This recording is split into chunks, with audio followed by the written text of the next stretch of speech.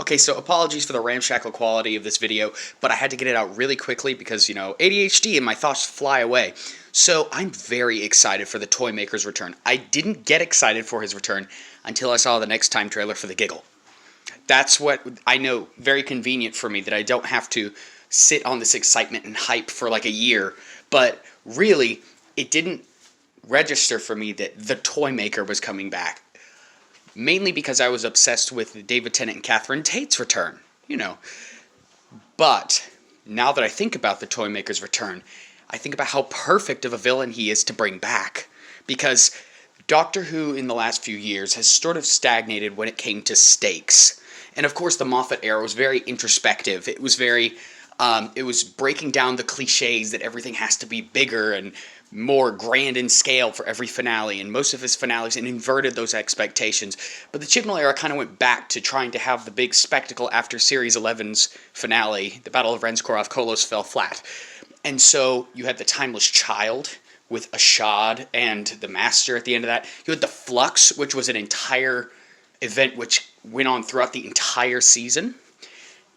And, of course, the Power of the Doctor, which is the three big bads of the show coming together. But you actually get a villain that can fulfill the potential of going bigger with the Toymaker. Because he's an interdimensional being. He is not bound by our universe's standards, which also makes me think of what the Doctor said about regretting invoking superstition at the edge of creation. Now, I'm very excited for the implications that has, because I think that we're going to get a lot more cosmic, unexplainable, eldritch horror threats in Ncuti Gatwa's era. I think that's going to be amazing if they do that. Because, yes, of course, a flavor of Doctor Who is science fiction, but deep down, I think I've always known that Doctor Who is more fantasy than science fiction, and I really want to see it do that for one era. Just completely rip the Band-Aid off and just go full fantasy.